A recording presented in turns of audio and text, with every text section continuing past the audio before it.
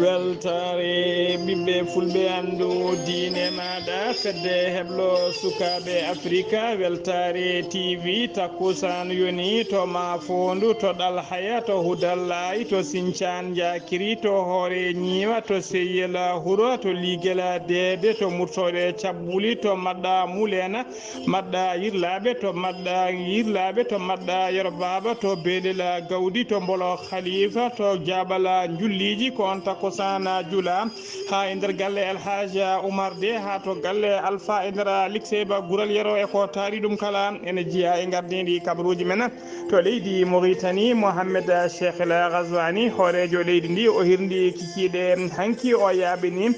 Dubai to émirat arabe uni tawtoroyede batu windere ko fate faggudu to leydi Sénégal ma en kaale jillu khalifa général mo Medina Baye jillu mumen nder Dakar to leydi Mali ko accident kulɓiniɗo waɗi toon ko keesare morki sankti yani e debbo goto gonnoɗo e dow moto mum ko hen wasi fittaɗu makko to leydi Burkina Faso ko sagataɓe wuuro Kaya kañumen mbaɗi bloqué laabi hadde convoi taw ko wallaji dadiɓeɓe leydi France yinnoɓe ɓen taccide leydi ndi faade to leydi Niger to leydi bisimilla moon e ketki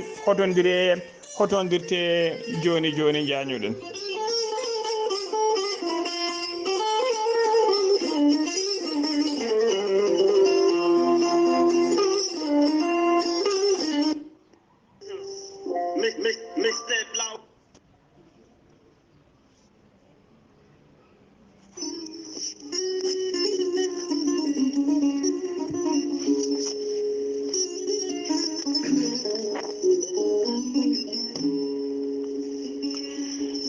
Ceerno Djibisi ko wittiyanke ko safriyanke safaruji fina tawa Ceerno Djibisi ne safra rafiji kewɗi ɗi jiida cirol omo safra kista fibrom dogan sita rewɓe ronkuɓe sowade e rewɓe dartoraɓe kala Ceerno Djibisi ne safra worɓe ustoraɓe goragu e worɓe ɓe ndiyam mumen moƴƴani Ceerno Djibisi ko bawɗo listihara so waddima listihara cikkata mataw ko nder ɓernde ma woni Ceerno Djibisi ne safra rafiji kewɗi rafuji worɓe kewɗi ne jiida cirol Ceerno Djibisi ne safra worɓe sattoraɓe dewle e rewɓe wonduɓe gorko ladde kala Ceerno Djibisi ne tawe oɗo saaha joni nder leydi Sénégal to wuuro wiyetego Djoum kala jiɗɗo hebdemo to leydi Sénégal numéro makko leydi Sénégal mbatta ko 00 221 78 163 24 82 so tawi noon ko banggue WhatsApp jiɗɗa hebdemo ko numéro makko leydi Mauritanie mbatta ko 47 22 80 84 Ceerno Djibisi ne wiye dendagal Sénégal naaɓe kala to mbawɗon wonde no mbawɗon wonirde kala oɗon mbawi neldede safaruji moon hano hannirta ni e dendagal rafi e haaju mo neɗɗo jogui kala ɓurata ujunnaji 2 CFA Ceerno Djibisi ko bawɗo listihara joom istinjab ha timmi jaadindo ɓalwal danwal kala Ceerno Djibisi so yennama ka miskino Allah safruma ha mbiya wen so wona wonduɓe rafiji ɗiɗi woni mo seydineji bahliti hoore mum ha baba Allah janowo bargal Ceerno Djibisi ne tawi oɗo saaha joni jillumo nder leydi Sénégal omo jogui leɗɗe pewnaɗe ha fewi bawɗe neldede kala leydi e kala continent omo jogui usula e pegge pewnaɗe ha fewi ittoji dabruji e ɓeydoji arsikaji Ceerno Djibisi base mum ne gollo e nder Nouakchott lamrugo leydi Mauritanie to legal bitegal nettek ene tawe ɗon miñi ko ene wiye Alassane Sy numéro téléphone mum ko 32 62 04 99 Ceerno Djibisi ko laaɓɗori ɗum ala ɗo woni newiɗo sanne sanne mbadden danɗo faade makko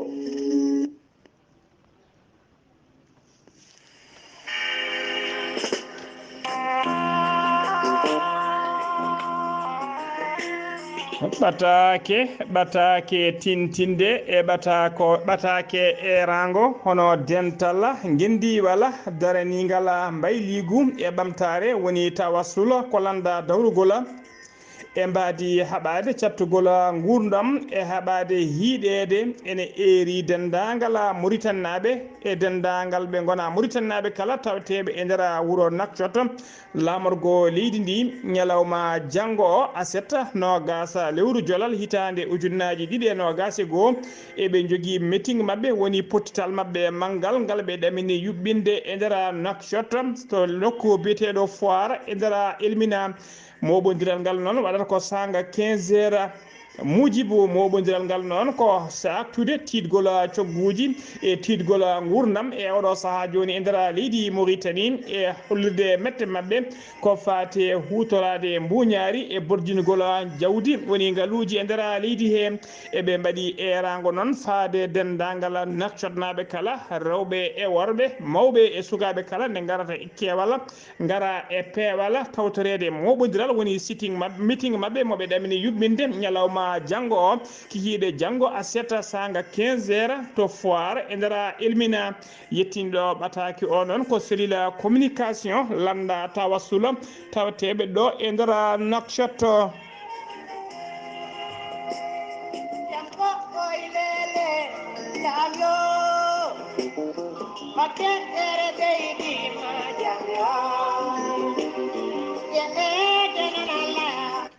Kettude kaburuji mon e demgal pulaar Afrique, Asie, Europe, Amérique, Moyen-Orient, Océanie. Jam ñalle mon musidɓe tedduɓe eɗen gone aljuma 19 lewru jolal hitande ujunnaje 2021 kabaruji men e ɗemgal pular e habrirde he ko musidɗo mon sehil mon haali Abouba ene nangani en to banggue karallagal to ha mbawon yiide en to banggue YouTube ko miñi men sehil men Saydou Abouba to leydi Mauritanie pudorɗen ñande alarba ɓennuɗo teskama cuumu kulɓinigo no fewi e nder legal bitegal tujinina tawtegal e nder Nouakchott caaleje kewɗe noon wondude boutique goto cumi hen ha wonti ndondi hay goto noon ala gañiɗo hen hay goto wasani hen fittani mum hollirama noon ko cagatagal e darde sagataɓe leegal ngal wondude ballal koni koɓe faabu woni protection civile kañumen mbawi darade darde fayidinde no fewi haaɓe mbawi ñippude cuumu ngu kay ko adi kay kene wawno bonnude kay ɓurɗo hewde ha joni ko leydi Mauritanie keddoɗen police mo Nouakchott halfinaɓe nden ka e kisal lamorgo ngo ɓe koliri tigi wonde ɓe teeɓima fedde wuyɓe sagataɓe tato ɓen noon ko dartorinoɓe wadde janguji mumen ɗe hinde braquage uji e nder Nouakchott e nder ɓen tato noon hen goto ko debbo teskama noon ko kamɓe mbanno janguji ɗiɗi cakkitiɗe wadde e agence uji taw ko nuldoɓe haalisaji woni agence uji transfert tawteɗi e nder Nouakchott e lewru gonɗen ndu kamɓe tato foof noon e oɗo saaha joni eɓe tawe juuɗe police losgoji jaaji nana uddita e majji ɓe ha joni ko leydi Mauritanie keddoɗen alkamisa hanki o jamma ma kikiɗe kirɗo hoorejo leydi ndi hono Mohamed Cheikh El Ghazouani o hirdi wuuro ngo o yaɓini émirat arabe uni to Dubai to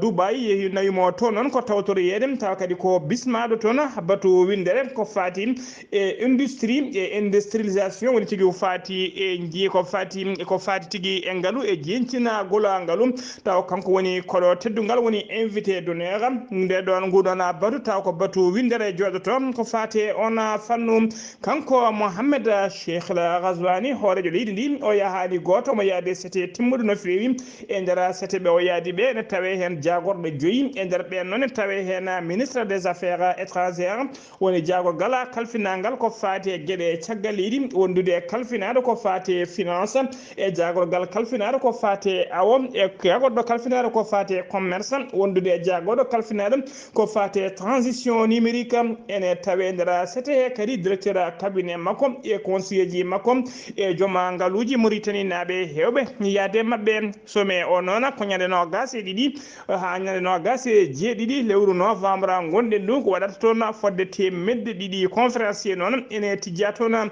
ha joni ko leydi Mauritanie keddoɗen laamu leydi Mauritanie sifodiri e programme des Nations Unies pour le développement ñande alkamisa hanki o sifande hannde nde financement nde on financement noon ko milliard uji jeegom ene fawi temedde jeetati ene fawi milliard uji jeegom ene fawi capanɗe jeetati million taw ko haalisa goya woni euro woni haalis nde limore hinde nde ndena sifande noon ko wallide leydi ndi kay no ƴellitiri e haɓade basal e haɓade wasam gollagu sifande nde noon ko programme duuɓi ɗiɗi woni tigui juɓɓude nder duuɓi ɗiɗi ƴellidde leydi ndi e haɓade wasama gollade Ousmane Mamadou Kane ko jagorgal kalfinagal ko fate on fanno holiri tigui feccere e oɗon haalis ko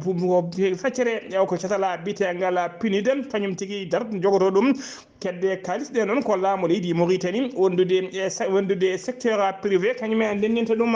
ha joni ko leydi Mauritanie keddoɗen alkamisa hanki o laamu leydi Mauritanie ɓe jaɓɓima ballal payidingal no feewi ko fate yidde ƴellidde to banggue dispensaire uji hôpital uji ballal ngal noon hollirama ko ambulance uji sappo wondude équipement ji médicaux ji e nder ɗiɗon équipement médicaux ji noon en tawe hen tigui ene tawe hen matériel taw ko matériel laboratoire Sidi Oulaza ɗum ngal ballal noon umri tigui koto leydi France Sidi Oulaza Haf ko jagorgal kalfinaɗo ko fate cellal aade mo leydi Mauritanie o holliri hen weltare makko mawde no feewi e weltare laamu ndi ngu kala o holliri kadi wonde ngal ɗo ballal arti koye saaha mangal waw ƴellidde kay to banggue cuuɗi cafrirɗi leydi ndi ha tengti noon e oɗo saaha joni gonaɗo to rafi coronavirus fuɗɗi ƴellitade kadi e oɗo saaha joni no feewi e nder leydi he hono so holliri kadi wonde ngal ɗo ballal ene tengtin tigui wonde cihlagal moƴƴal gongal hakkude leyɗe ɗe ɗiɗi woni leydi France e leydi Mauritanie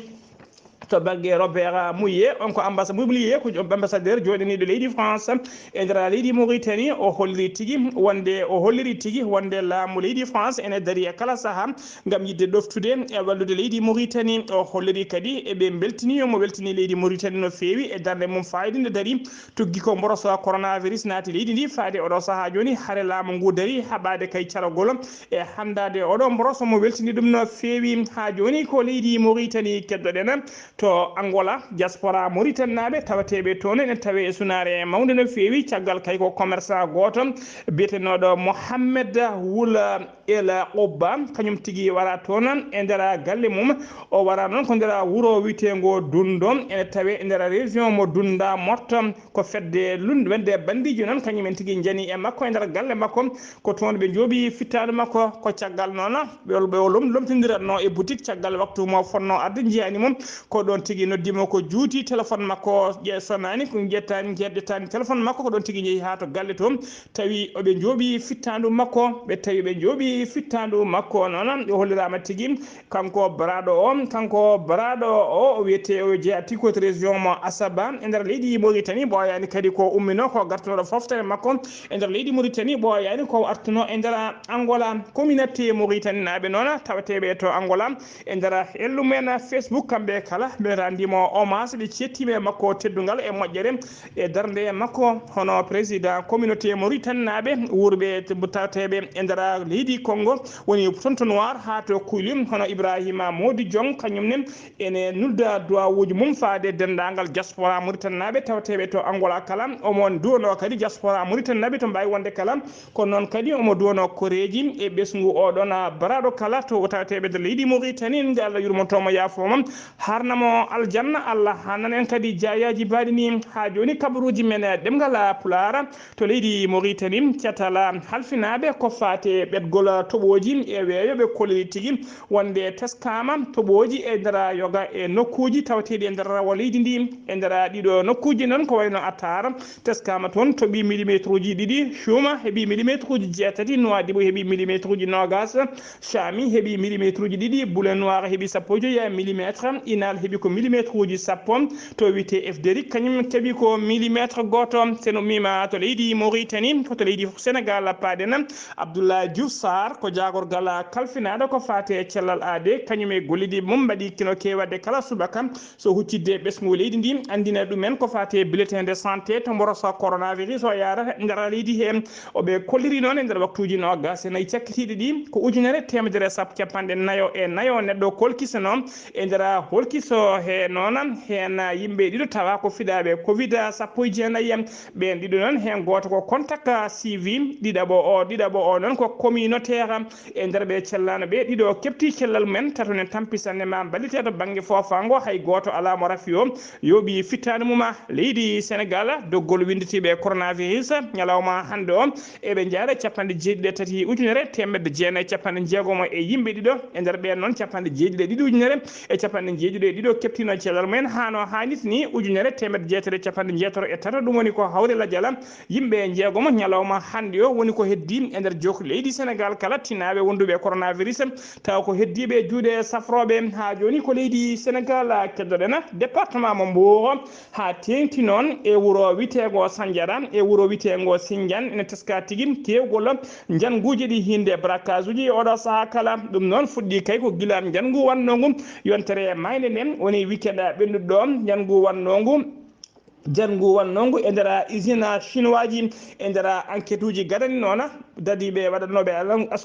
enquête o ɓe kolli leçon ɗi ɓe kollide tigui ɓe teeɓima sagataɓe jeetato wuyɓe e nder ɓen jeetato teeɓaɓe noon tawe hen tawa kadi ko jeeyannoɗo ɗiɗon jeeyannoɓe pétalaji e nder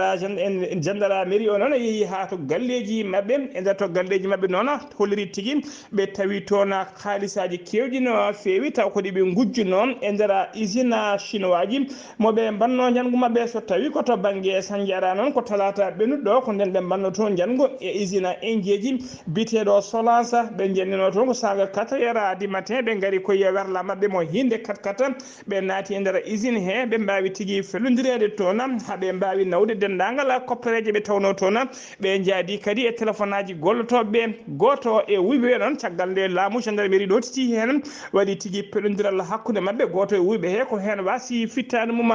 goski mum noon ene tawe to morgo mom hôpital mo Mbour koreji makko puɗɗima andede kono ha e oɗo saaha joni goski makko ne tawe to morgo Mbourto losgoji ne jokki hen ha joni kabaruji men ɗemgal Pulaar to leydi Sénégal ha joni ministre de la femme de la famille et de la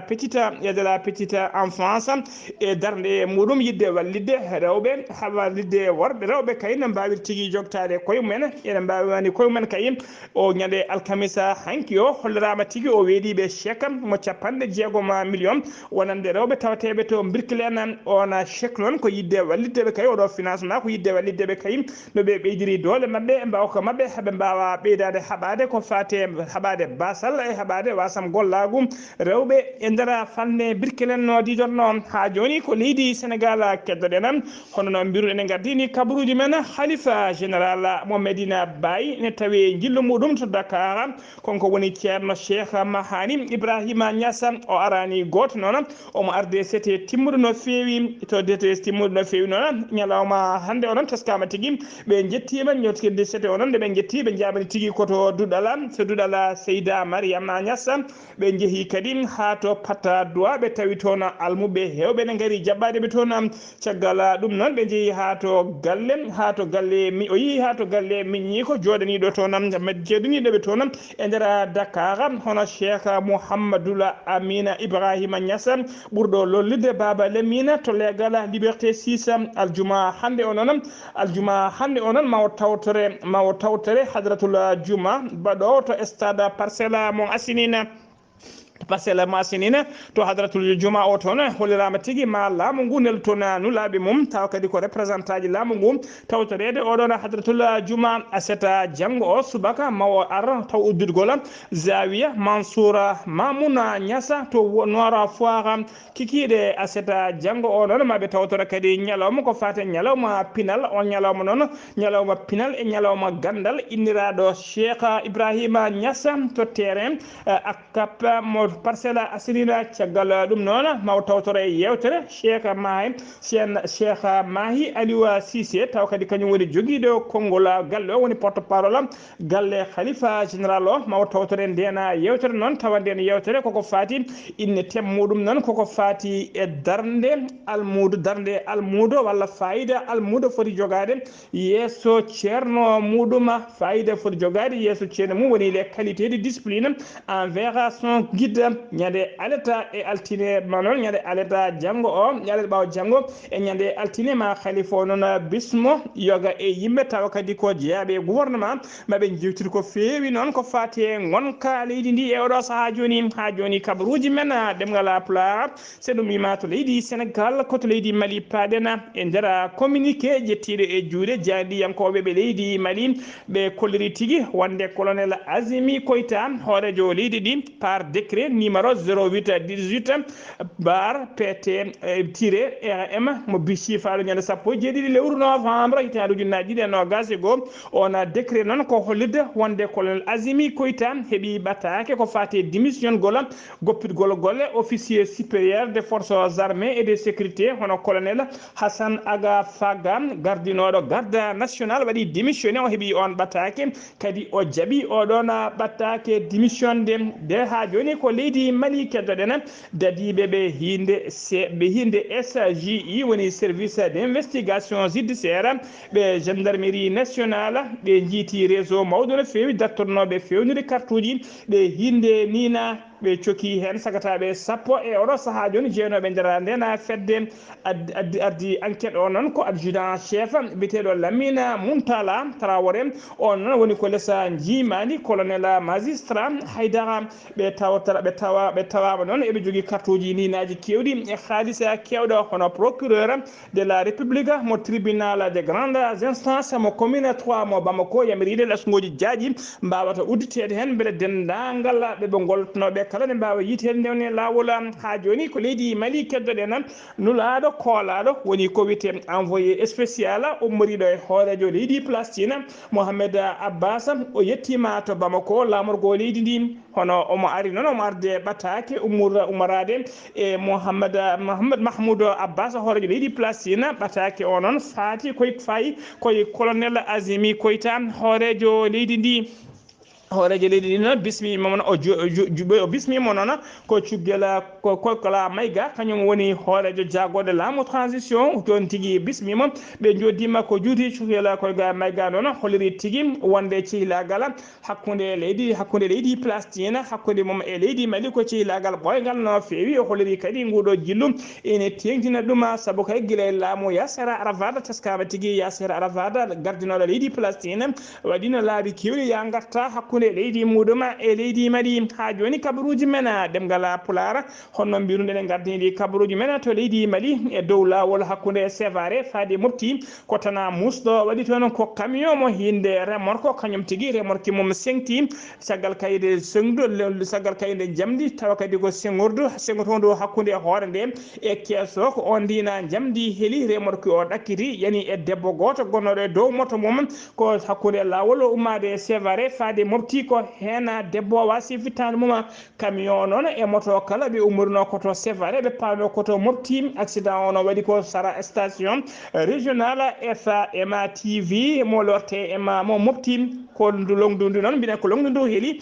ko ɗum saabi oɗon accident debbo o ko ɗon e ɗon wasi fittadu muɗum kabaruji men ɗemgal Pulaar ceerno mima to leydi Mali ko to leydi Burkina Faso paɗena ɓesgu Burkina Faso naaɓe koliri mette mumen no fewi faade laamu ngu ha tengti faade ardiɓe leydi ndi ha tengti noon e hoorejo leydi ndi hono Rocco Marc Christian Kaboré gardiɗo leydi ndi kay caggal kay ɓe koliri e oɗo saaha joni ko janguji musɗi no fewi mbaɗata e nder leydi he taw ko jaaduɗe e wargoji ha tengti noon e jangu cakkini tuygu wadde ngu tawa ngu wonno koto nokku witego inata ha waɗino 53 neɗɗo wasɓe hen pittali mumen e nder ɓen 53 neɗɗo waraɓe hen 49 ko dadiɓe ko koninkoɓe leydi ndi hollirama noon wonde kay ko addi ko terroriste ɓe joɓo pittali mabɓe kamɓe koninkoɓe ɓe tawa kadi ko heege inno yoɓade pittali ɗiɓɓe yoɓade pittali mabɓe saabu taw ɓe gayni guura ha laaɓi laabu ngu nildani ɓe guura kamɓe koninkoɓe noon hollirama tigui sakkeɗo ɓe batti ko yaade nder ladde ɓe mbaña eɓe dadda beɗe ɓe daña koɓe ñaami ɗum noon ko hollirde mette mabɓe kay e oɗo saaha joni wonde Rocco Marc Christian Kaboré ɓaade natti wawde hattande ardade leydi ndi walla hattanani ardade leydi ndi ɗe démission ta ha laaɓa ha joni koto leydi Burkina Faso paɗena to leydi Burkina Faso to leydi Burkina Faso ha joni gila kay mbiɗen gila kikiɗe hankiwal kamisa faade oɗo saha joni convoi taw ko otoji militaire uji wonnoɓe nder leydi Burkina Faso taw wirtinoɓe nokku wuuro wiyetego Kaya koko mbaɗa bloqué haɗede ɓennude kay ruttade e nadde kala e nder wuuro Kaya taw kadi ɓe jinno ko feccide wuuro ngo ɓe jaɓano noon ko leydi Niger yimɓe wuuro Kaya ɗo gono kolliri metti mumen no fewi e armée leydi française ko ɗum saabi ɓe mbaɗi seppoji gulli jaw kamɓe sagataɓe wuuro ngo e notago kadi dendagal sagataɓe guure taariɗe e dendagal élève aji kala e oɗo saha joni kañumen kala goppi école aji mumen uddi mbawi notitade e ngal ɗon moɓediral hadde kayiɗi oɗon moɓediral hadde ɗiɗon werlaji wawde ɓennude e on nokku teskama noon hono ngoɗo seppo meeɗa yiyede e nder fande Kaya saabu embouteillage uji kene qime ha kilométre uji kene mbiɗe ha kilométre uji nogas tawa ko otoji ko embouteillage uji otoji donkuɗi ɓennude hollirama noon ko adi kay ko Kaya ene waɗa ngoɗon